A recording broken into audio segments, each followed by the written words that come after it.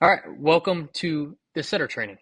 So this is super exciting. I'm incredibly happy to have you here, and I'm super excited for you because this will more than likely be one of the biggest things that changes your life.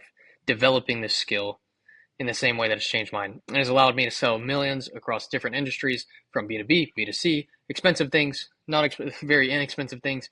I've sold boots, I've sold $5 pair of socks at the store, and I've sold $50, $100,000 paid in full items. These are the same skills that are going to help you get there as well.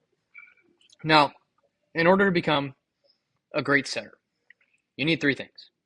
You need the right mindset, you need a strong work ethic, and you need good coaching, which luckily this is here to provide for you.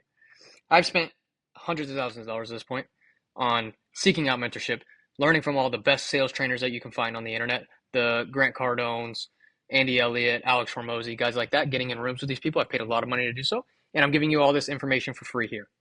So the first thing you need to become a good setter is the right mindset.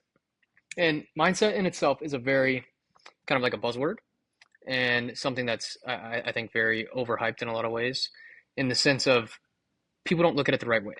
It's like, yes, I need the right mindset. No, do I need to be doing all these affirmations and things like that? Maybe not. If it works for you, it works for you, great. It doesn't work for me. But what you do need is a mindset of an athlete. And what that looks like is it doesn't necessarily mean, oh, I have to affirm these things, I have to do this. All I have to do is become obsessed with the process of training in the way that an athlete does, right? What does an athlete do, a successful athlete?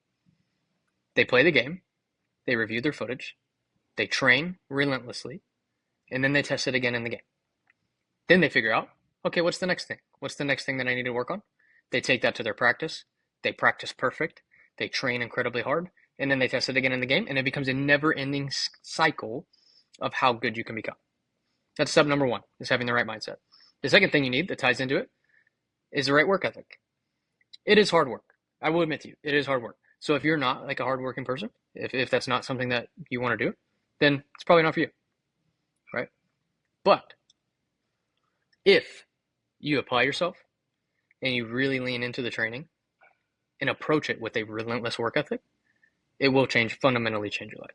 Coaching and mentorship, again, you have this here for free. So use it. Use it to the best of your ability. Blow me up, okay?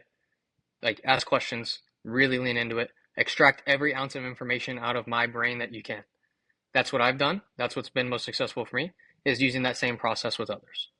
Being able to find someone and pull every single piece of information that I need out of their brain. So I want you to do the same for me. Become obsessed with it. Ask questions. Become relentlessly obsessed with the process. And I want you to view this not as a stepping stone. It's a false mentality that a lot of people have with setting. Is that, oh, my only goal is to like basically just get through this, and like this is just like my stepping stone into the next things I want to do. Well, that may be the case, and it may be something that you expand out of, and hopefully your goals are to do so. Viewing it that way, I believe, is wrong, because it's not just something I'm trying to skip and get through.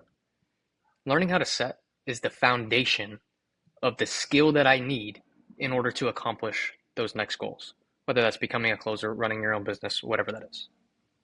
So it's important that you view it that way.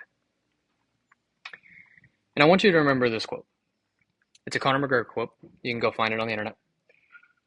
He says, "There is no talent here. This is hard work. This is an obsession."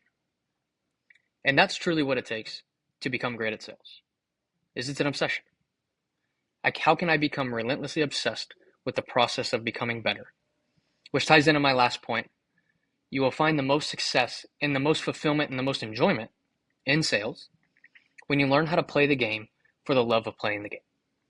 What I mean by that is the people who win are the ones who stick around the longest. So the game ultimately becomes not necessarily even how good can I become at the game, although that's part of it, but how can I play the game longer than everyone else? And the way that you do that is by playing the game just for the sake of loving it. I'm playing the game just for the sake of loving the game, not for the outcome that it gives me, not for the money that I make, not for these things, but I'm doing it because I love it. I'm obsessed and I love the process of getting better and doing this. I love playing the game for the love of the game. That is my goal.